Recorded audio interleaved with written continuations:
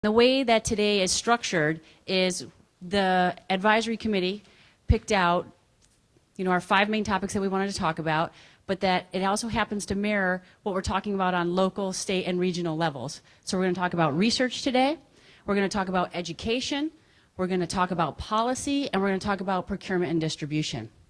And the running thread will have, each session will be slightly different, but we have leading experts in the fields to brief us or start us on a conversation. We'll have time for our larger group conversation, and then we'll round out the end of each session saying, okay, how can a regional or national network help us and support us in our work in this area?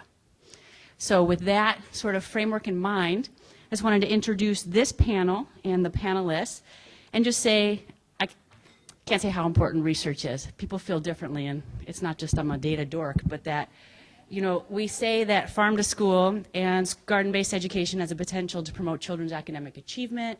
We say it has the health, ecoliteracy, and youth development, and that these practices could also support public health, economic development, and social capital while decreasing environmental degradation. Wow, that's a lot to accomplish, right? But the question is how and under what conditions? And as practitioners, I know at least I do, I sometimes tend to make claims to media, policymakers, funders that are not necessarily supported by the research. Some of this is I may not be familiar with the research in total, or that simply research hasn't been done. I mean, this is a field, a new field. Farm to school is just a term that's been used for about the last decade. And so our intent was for today that we would all get up to speed on the current state of the literature and collectively start contributing to the development of a regional or national research agenda on this topic. It's a tall order as well. So first, Jeri Ohmart is going to speak, and just a little bit about her. This is terribly interesting, that she taught in the U.S. and abroad for 20 years, and then she switched gears and began working in sustainable agriculture and food systems. And for the past 9 years, she's coordinated projects related to sustainable and organic production practices and direct marketing. And her main focus has been on the implementation and evaluation of farm-to-school and farm-to-institution programs. Additionally, she's done extensive work in garden-based education, California school gardens, and garden-enhanced nutrition education. Jeri's passionate about supporting local farmers, improving children's health, and educating people about sustainable agriculture and food systems. She's also a master gardener for Yolo County in California. Thank you. This is really great, and I have to say that I've had the pleasure of working with Gail for 9 years, and a bit more recently with John Fisher from UC Santa Cruz. We're doing a lot of collaboration with John on school garden work.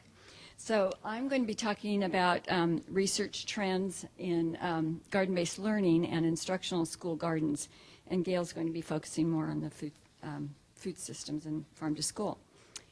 So what I'd like to do is give a bit of a framework for evaluating research first, and then hit some highlights of research in these 4 areas that have been the major areas where research has been done, and then talk a little bit about future directions. And we do see that it's impossible to cover all the research, so I really would encourage you to go to the California School Garden Network website, because there's a whole research section.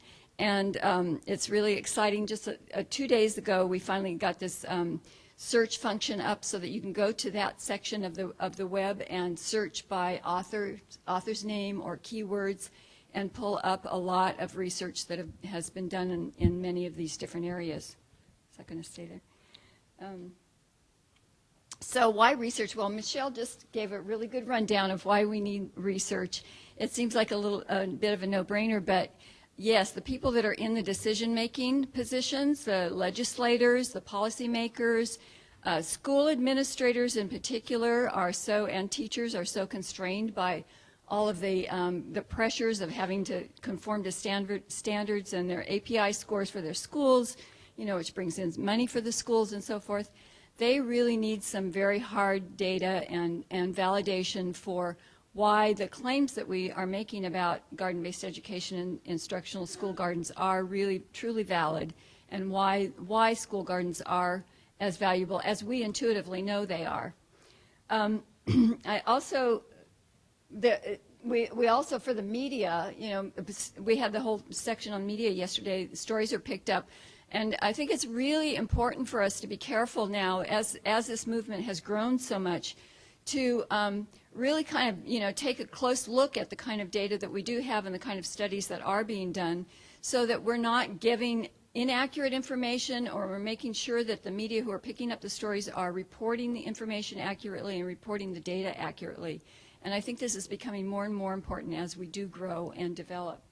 So with that in mind, I wanted to talk about I sort of classified the research into 3 groups.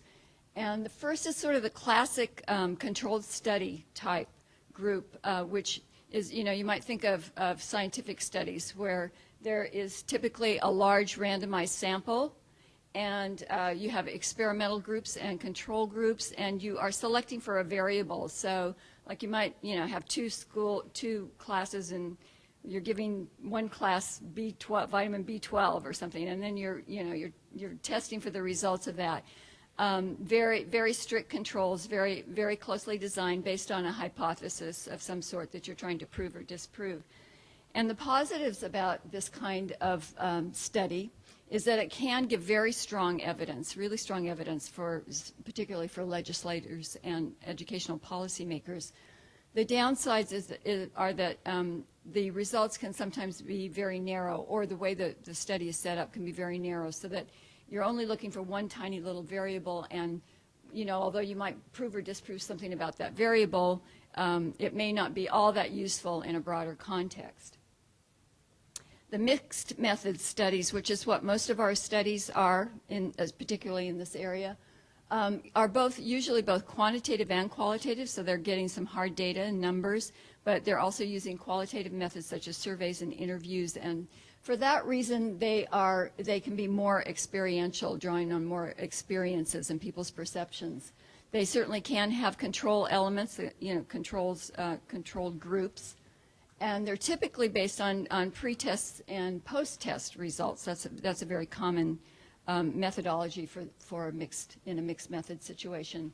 And the positives here are that they can get data from a lot of different angles, and you can, it is more holistic. You get different perspectives, different takes on what's happening, and different ways of looking at the results and at the data. The downsides is that if there is no control group, the results can be questioned, and also some methods are less reliable than others. And for example, if you had 2 classes, you gave one some nutrition education and the other one you didn't, and you only had pre and post tests and nothing else, and the result was that the class that had the nutrition education knows more about nutrition after 6 weeks of nutrition education. That's kind of a duh, I mean, yes, of course we expect that to be the case. So we have to, I think it's really important for us to look at the way these studies are designed and to think about that closely. Surveys, evaluations, and reports is what a lot of us are really involved in, because it's more programmatic in orientation, not so much focused on variables. It's not a design study usually. There's a pretty wide variation in how the information and data are collected and reported, and we heard about that wonderful photo voice example the other day, really creative and unusual way to collect data. The positive is that, especially with the hard data, if it's collected, it can yield really valuable information. It's on the ground, so it has a very experiential base. It's good that it's not designed, because it can result in some very, very creative methodologies and results, and access to very unique ideas with our evaluations and reports. The downside is that these can be very anecdotal. You can have one case study that may not be generalizable, but some people may generalize it, so that's a risk. And then there's always the desire for ourselves to look positive, which we all, it's a human thing. So it's particularly in reports, we tend to, want to put a good shine and good look on our results. So again, I think I really feel strongly that this is something that, as a growing movement and organization, we really need to be thinking about that and be sure that we're treating our data objectively.